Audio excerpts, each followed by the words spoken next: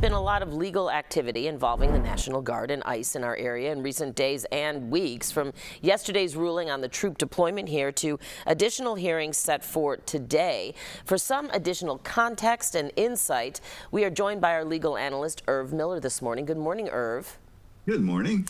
Let's start with the federal case involving the National Guard deployment. What stood out to you about last night's restraining order, the judge at least issuing the partial restraining order?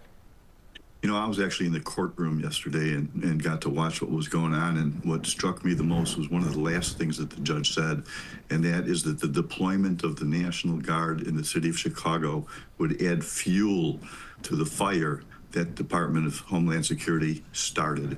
That's how it began, and frankly, the entire day was basically the judge telling and finding that there was no crime situation in Chicago that the Chicago police couldn't handle, that the issuance of a TRO, temporary restraining order, was necessary, and not only to keep things quiet, but because she didn't believe that a lot of the evidence that the government presented wasn't reliable. She didn't believe it. And she found basically there's no rebellion, there's no invasion, and there's nothing that's occurring that the President of the United States that would stop him from enforcing the laws, federal laws here in Chicago, which means there's no reason to federalize the National Guard. It's expected that the administration, the Trump administration, will appeal this. But in the meantime, what happens if the Trump administration defies the judge's ruling and deploys troops to patrol, let's say, a federal building before the next court hearing? You know, the court has contempt powers. She doesn't have the power to basically lock up the president for being in contempt, but there are other people that could be held in contempt and fined and things like that. But I think the situation with this appeal, I would submit to you, there's a chance that once the Washington Attorney General lawyers read this transcript of what happened yesterday, they may not want to appeal. Frankly, it was an embarrassment for the government yesterday in trying to justify what the president wanted to do in nationalizing the National Guard. The attorney from Washington, D.C. came here. He couldn't answer a lot of the judge's questions. Much of the evidence that he presented, the judge said, I don't believe it. I don't think that's correct.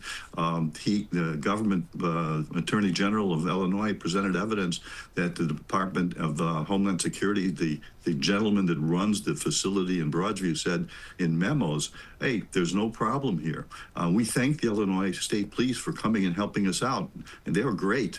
And that's where this thing was going yesterday, that in filing affidavits, in contrary to that declaration that he made in the memos, the internal memos were actually contrary of what the evidence was that was present in court, and the judge said, I don't believe this guy. So this was not going well yesterday for the government. And then very quickly, Irv, you know, time and all, a man's accused of threatening the U.S. Border Patrol chief, who, of course, is focused on deportations, and that suspect, believed to be a gang member, is due back in court today. Quickly, what can you tell us about that case? Do you believe it has merit?